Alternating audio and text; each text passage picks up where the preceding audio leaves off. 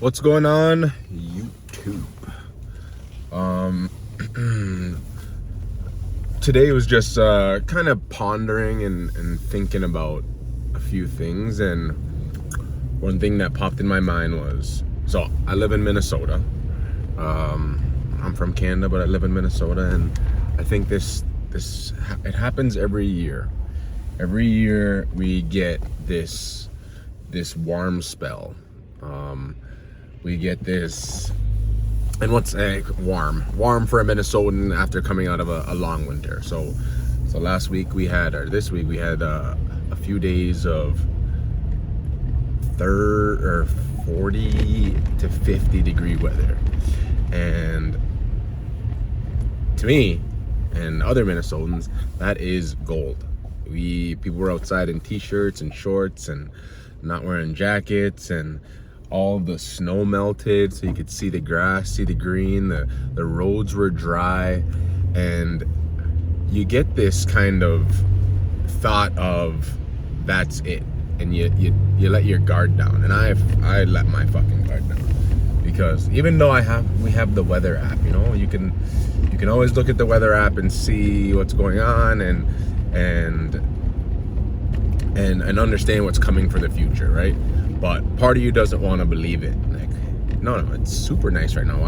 It's not gonna get bad again. Like, it doesn't make any sense. But it's every year the same thing happened. And so after it happened yesterday, so last night I got home, it was kind of snowing a little bit, and then I wake up this morning and we have, what is this, 6-8 inches of snow, and now all the roads are shitty and people are crashing, and my fiance's car, my tires are, it's just like, I let my guard down for one day. And what it really showed me, which, I don't know, one, I'm ignorant, I'm dumb, but it also showed me that, like, this is an analogy for life, I think there's so many times we go through these winters, these winters in our lives, and we let our guard down too early. You're like, you've hibernated and hustled while you're hibernating and doing all these things, and then you get a little spurt of niceness, you get a little goodness, and then you just let your guard down and you stop doing the things that you were doing because you think, I don't need to do those anymore, I'm out of it. And not only do you let your physical guard down, sorry, this video is going to be real shaky because the roads are poop, but not only do you let your physical guard down, you let your mental guard down, which may be more important than the physical guard. And then you start to slip, you start to miss certain things, you start to do certain things that you wouldn't normally do, and you have this mentality that everything's going to get better because the winter's past. And I think I'm definitely not the only person to do this, and yeah, maybe I'm the only person to do this right now when it comes to snow, but in life, people do this all the time. They work so hard, and then something small takes them off their path because they haven't realized that you're not fully in spring yet. You're not there. And how do you know you're there? I think the only way to know you're there is if it's consistent. So now the environment has really changed, and that's physical environment, and that's let's say business environment, that's the climate of the world has changed, and now we're in spring. They talk about it like bull and bear market, and when you're in a bear market, oftentimes the stocks go up. There's a small portion of the time where, hey, it was going down, we got 2 days of up, and then down, and vice versa. When you're in a bull market and stuff are going up, and then you get a few days and it goes down. It's like the trend is your friend, and people hear that all the time in stock market.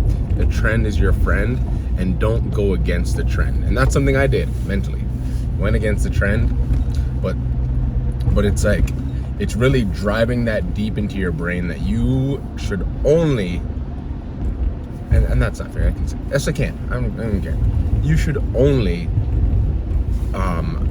commit to something when you know the trend is going in the right direction. So they also call it like catching a falling knife, you know. And it's just like, yes, sometimes in the long run it works, because you know, okay, houses are going down, you buy and then they go down another 20%. But in reality, even stocks, housing, like the stock market goes up about 70% of the time, right? 2/3 of the time, 66, 70% of the time, they say. So it's like, even when you accidentally catch it going down, you may still win in the long run. But it makes more sense if you see the trend, you find the bottom, it has stopped that support, and then it turns around and begins to go up. That is a way better long-term plan than just, oh, it's going down a little bit, let's buy it. Let's buy the dip. It's like, I don't know. It's so, moral of this whole conversation and my whole thought was that it's you have to be strong on knowing the trend and believing it before you start making moves or start doing stuff that you shouldn't do. I think there's probably so many people who get caught up in, like right now, Bitcoin is at a point it was at 120, and it's continued to fall, and we've had these little bounces. We've had these bounces at 80, and then it's come down to like 65. I think it's 67 today, and then we have these little bounces up. There was numerous times between what the price is now and 120 that people were like, buy the dip. But the trend was going downwards. We had a downward trend. So you're buying the dip, yes, I get it, but then it just kept dipping. But right now, you look at the chart, it's at 67, right? We look like we found some support at the bottom. And I think the stock market is a great way to learn about the stock market, and you learn about yourself, you learn about your own psychology, you realize that all of it's kind of the same. And don't jump the gun if you don't have to, because it usually comes back. And even the people who missed Bitcoin, they thought they missed Bitcoin. This goes for so many other stocks as well, or even houses. Like, people think they missed it, and then now it's back to whatever year, 2020 prices. It's like all those people who thought, oh, I missed it, so I'm just gonna buy right now. It's like, no, just wait. It usually comes back.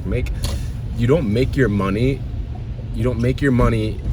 from doing anything. You make your money on your buy. So wherever you buy, that is where you make all your money. And that's the same for houses. The housing market, people will be like, well, buy a house at fair market value, and just be like, yeah, but appreciation. Yeah, but what do you mean appreciation? What if it doesn't appreciate? What if we have a 2008? You got to make your money on the buy. Buy what Meet Kevin calls it, a wedge deal. Buy something that's undervalued that you can fix up and make better. So even now, so I'm currently under contract at the house. It's a fixer-upper. Did not think I was gonna get it. There was 40 showings on the first day that we put our offer in. 40 showings, and I think there was 5 offers.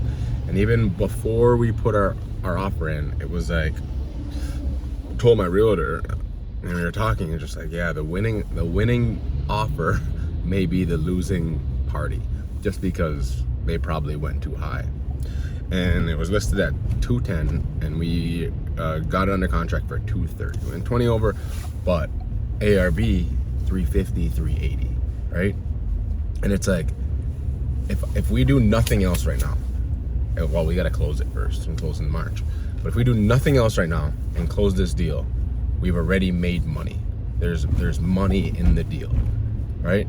So whether that be flip it, you could make it as a rental. Rent, if you fix it up, it should cash flow between $5,000 and $1,000 depending how much money you put into it. It's just like, but you made money on the deal. Follow the trend. We followed the trend of, hey, these numbers will work. This house is undervalued, and we didn't try to do anything out of what we should have done. So I know that was a stretch, but yeah, main point is just kind of figure out what's going on, and don't do things out of trend, because you will get caught. You will get caught when the shore pulls out. You'll be caught in your underwear.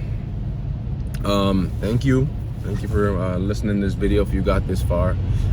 Again, these are just daily thoughts and thoughts that I through reading and through watching other YouTube videos and through living my life and trying to push and be the person who is always striving for more. These are just things that pop in my head, and they resonate with me. So it's putting them in video form, so at least maybe even if it's one person watches this and like, oh, okay, that made sense. That's all I care about. And even if not, I'm teaching out loud for myself, and that allows you to have stuff stick. So thank you for watching the video. If you can, drop me a like, drop me a subscribe. If not, that's okay. If you got this far, that's good enough for me. I hope you have a wonderful, blessed day. Stay safe out there.